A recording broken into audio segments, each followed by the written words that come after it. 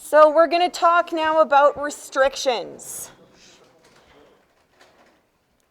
Okay, and this is really going to sort of hammer home why that NPR formula that we briefly mentioned yesterday, or not yesterday, Tuesday, is not very handy. Okay, here's the first one. How many 3-digit even numbers can be made using the digits 2, 3, 4, 5, 6, and 7 if digits cannot be repeated? Okay, how would you start this? Yep. Putting down all the usable even numbers, like 3 lines. 3 spaces, yeah, because how many numbers do we need to place? 3. It's a 3-digit number. Okay, so 1, 2, 3. Okay.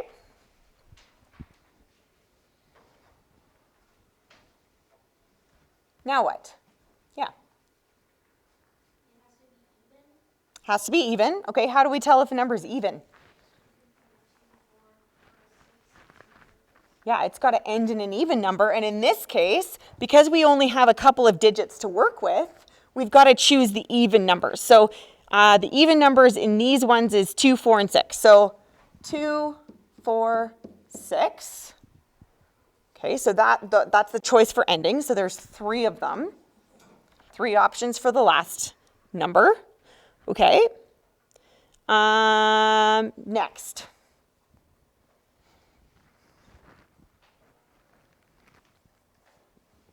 Yep.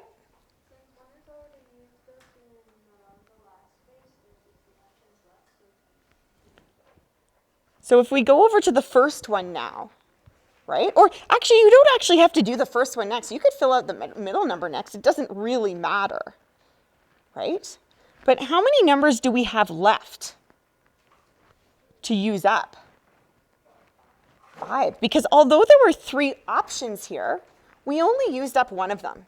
So let's say we use the 4, the 2 and the 6 go back into the bag, along with all the odd numbers. So if we go and place this first number next, we've still got 5 numbers left. Okay, so there's 5 digits left, and that's because these guys can't be repeated. So you may want to put a note there if you kind of tripped up on that one. There's 5 digits left after placing the last one.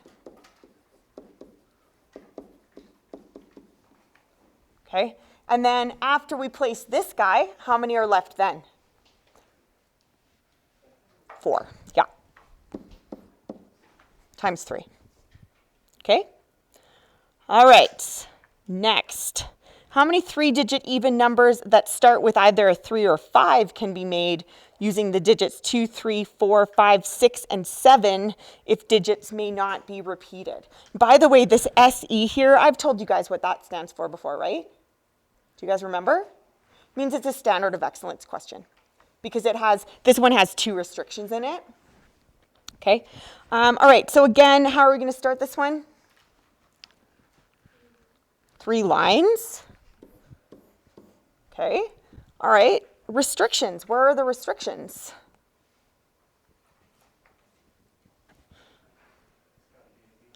Even. Okay. So I think we have the same digits to work with, right? Yeah. Okay. So if it's even, it's got to end in 2, 4, or 6. So there's 3 options there. Okay. Any other restrictions? Yeah. Yeah, it's got to start with a 3 or a 5. So I've only got 2 options for the first digit. Okay, and then I can't repeat anything. So once I have, now I can? Oh, they can be repeated. It's a good thing you guys are reading this stuff. Okay, so how many options do I have for the middle number? 6, yes. There we go. Awesome. All right.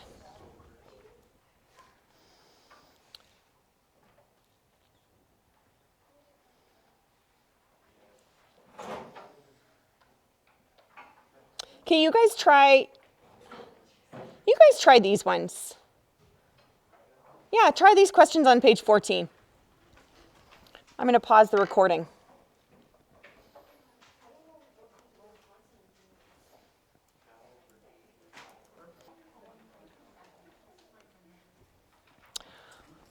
All right, so we're going to talk next about the type of problem that's called a group within a group. Okay? And these are the types of problems where you've got, kids in a group who you've all seen them before, can be a little difficult. You take them to a movie and they're like, I need to sit beside this person. Have you guys seen that before? Have any of you guys been that person before? Come on. You've been that person before, right? Some of you. Some of you guys have been that person before. Okay. Everybody has to sit separate now anyway, so it doesn't even matter. But yes, this is called a group within a group problem. And the idea behind a group within a group problem is you've got this large group that you're arranging, and then within the large group, you've got a smaller group that has to stick together. And whenever you have that type of condition, where you've got a large group that you're arranging and a smaller group that must stick together, you can categorize that as a group within a group problem. Okay, and we're going to look at how we can address these types of problems right now. Okay, so here's an example. How many ways can Aaron, Brittany, Chuck, Sue, and Darren sit together if Brittany and Sue must sit together? So Brittany and Sue are like attached at the hip. They've got to be together. Okay? All right, so what we want to do first is think about the group of Brittany and Sue. So we've got this group of Brittany and Sue. Okay, so can I just get now unfortunately I usually get people to hold hands when I demonstrate this, but we can't do that now.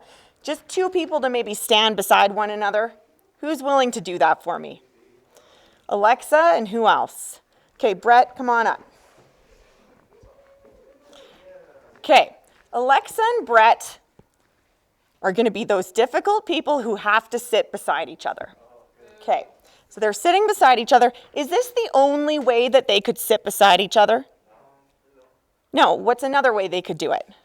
There you go. They could switch positions. Okay, so how many different ways could we arrange the group of Brett and Alexa?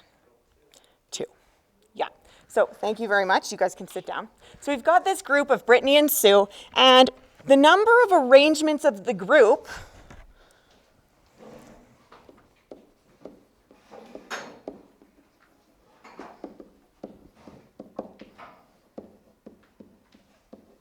is, in this case, 2. But in general, how many objects are we placing in this group? Just in the group of Brittany and Sue. 2, Brittany and Sue, right? So in general, 2 times 1, right? Now we can shorten that by writing it as 2 factorial if we want. In this case, it's just 2, so it doesn't really matter, but we may have groups that are much, much bigger than this, smaller groups within groups that are much bigger than this, and so that notation may come in handy down the road. Okay? All right, so we figured out how many ways we can arrange the group. Yes? 2 times 1? Well, 2 times 1 is the same as 2. You're right. So we don't actually have to put in the 2 times 1 here. But the reason why I'm showing it this way with spaces is because in general, we're thinking about in terms of objects, how many options do we have for the first object and how many options do we have for the second one? Okay, and because that's what we're going to be doing when we have larger groups within groups. Does that make sense? Okay. All right. Now what we have to think about is now we've got to arrange all of the objects. So if we think about all the objects left to arrange,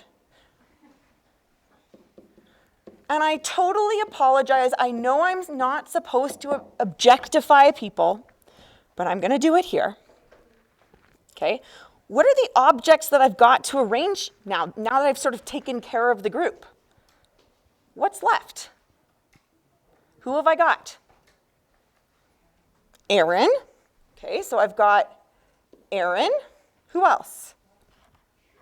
Chuck. Who else? Darren. Okay. Who else needs to be arranged somewhere in there? Yeah. The group. The group has to go somewhere in the arrangement. So if you think about it, the group can go anywhere, right? If you think about like 5 people in a line at a movie theater, they don't care if they go on the end or on the other end or somewhere in the middle. They're just saying, we got to sit together. So they've got to go somewhere in the arrangement as well. And so once we figure out how many ways can we arrange the group, we treat the group as a single object. Group of Brittany and Sue. Okay, how many ways can we arrange these 4 objects? We've got 4 objects to arrange. How many ways can we arrange them?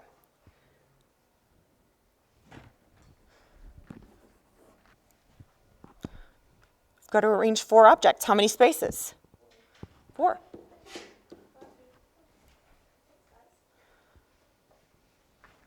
How many options here?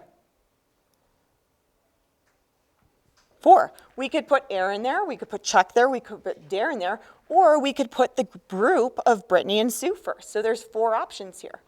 What about the next one? 3. Next one? 2 times 1, which is 4 factorial. Total arrangements is going to be this times this. The number of ways we can arrange the group times the number of ways that we can arrange all of the objects.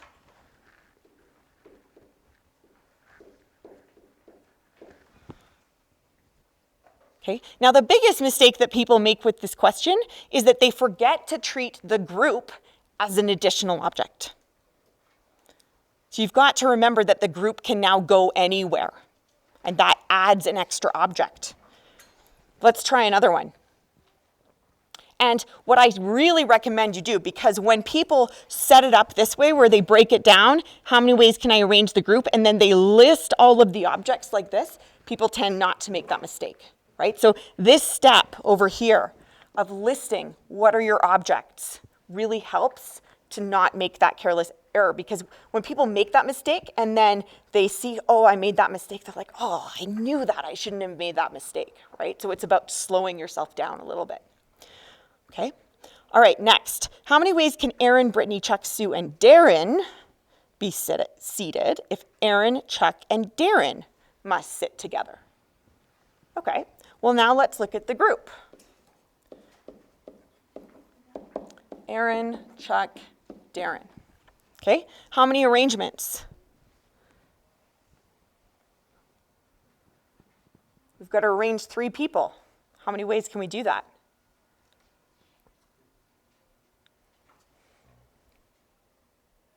3? How many spaces? 3. What would go here? 3 times 2 times 1. So this is like our first step. Okay, well now how many objects do we have? What are the objects that we have to arrange?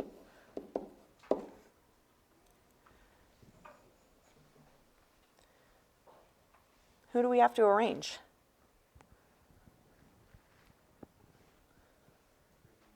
Brittany, Sue, and the group. Yeah. So that's 3 objects. So that's another 3, 2, 1, which is 3 factorial. Total?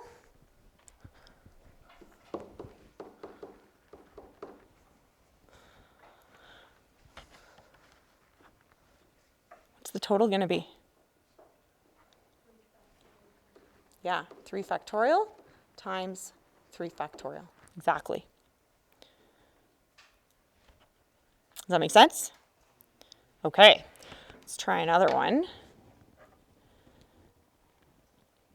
Okay, how many ways can Aaron, Brittany, Chuck, Sue, and Darren be seated?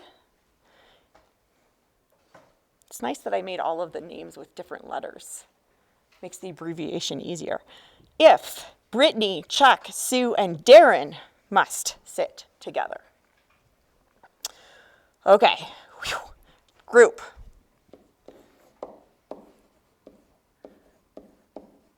The group is now, oh, poor, who is this person on the end? Brittany's, Aaron. That's so mean. The group is now Brittany, Chuck, Sue, and Darren. How many ways can we arrange those? Now, let me ask you something. Can you do this without the spaces? Yeah, how many is it going to be? How many people could see that that's going to be 4 factorial? Raise your hand. Yeah? Okay. Because there's 4 objects, we got to arrange all of them. All right, 2.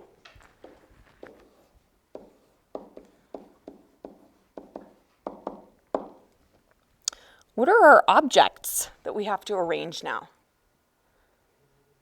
Aaron and the group. Aaron and the group. Okay, how many ways can we do that? 2 factorial. Yeah, so in this case it's just 2, but in general it's going to be the number of objects factorial. Okay, so total 4 factorial times 2 factorial.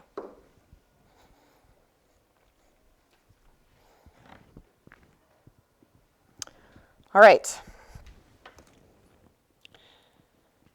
Okay. So, I love these questions. I want to do the first one together. Actually, these practice questions on page 16. Here's the most difficult part of particularly permutations. And actually, it's a difficult part of lots of types of problem solving in math. It's something that I like to call diagnosing the problem, right?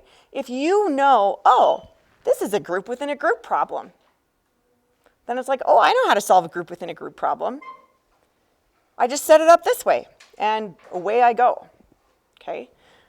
The tricky part is sometimes looking at a question and figuring out, this is a group within a group problem.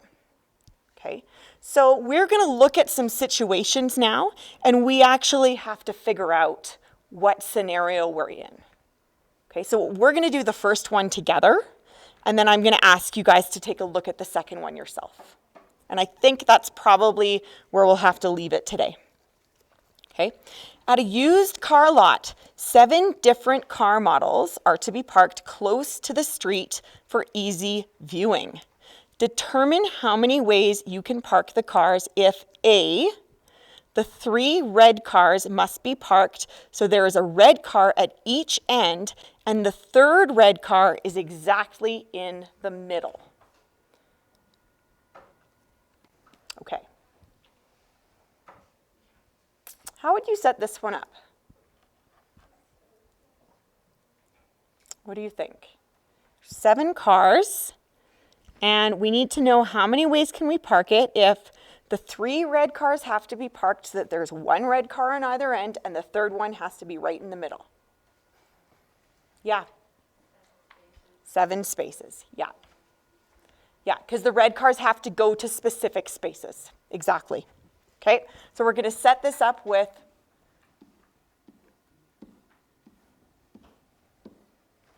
seven spaces, okay? Now, one important thing to note, and we haven't actually talked about what happens if some of the objects are identical yet, but this will come up next week. So this word is also important, different. So although some of these cars, lots of these cars are red, they are different red cars, right? I just got a new car, my old car was also red. Both of my cars were red. Trust me, they are very different cars. My new car is much nicer than my old car. Okay, so the fact that they're both red does not mean that they are the same. Okay, all right, so 3 red cars must be parked so that there is a red car at each end, and the third red car is exactly in the middle. Are there any restrictions here about what has to go where? Yeah, okay, so where are the restrictions? Yep. Beginning and the end, so red, red, and where else? Middle. Okay, how many options do I have for this first one? 3, because there's 3 red cars. What about this one? 2. And this one? 1, because I've used them all up. Okay, what about here? 4, there's 4 cars left, exactly. I've got 3 red cars and 4 others, so now there's 4, 3, 2, 1. Okay, so here, 4 cars left. Okay. B, the 3 red cars must be parked side by side. Okay. What do you think about this one?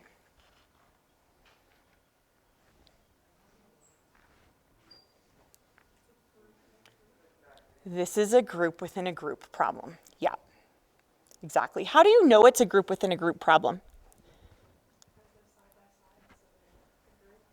They're side by side, and not only that, they can go anywhere side by side, right? So the only kind of restriction is that they've got to stick together. But they can stick together anywhere in the line. Yeah. So this guy is a group within a group. Okay? So if you think of the group of 3 red, how many ways can we arrange those? How many ways can we arrange 3 different red cars? 3 factorial. Okay, now the objects left, we don't actually know what they are, but how many cars are left? 4 different cars, and then what else? The group, yes, so there's like 4 cars plus 1 group is 5 objects. Okay, so that's going to be 5 factorial.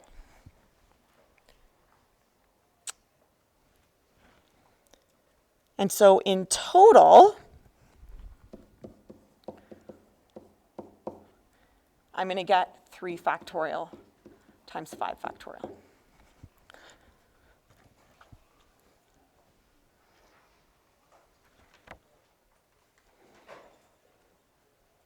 Okay.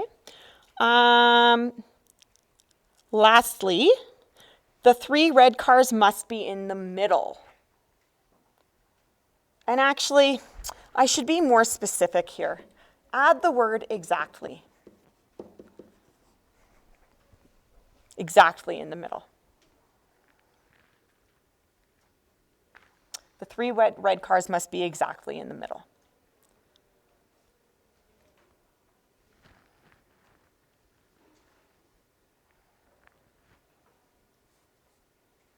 Okay, what do you think how do you think you'd set this one up?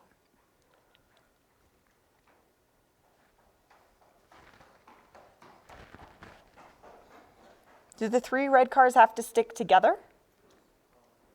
Yeah. Can they go anywhere? No. So if they can't go anywhere, what should we do? Spaces. Yeah. And the 3 red cars have to go here. So red, red, red. And in fact, this one is going to be exactly the same as the first one.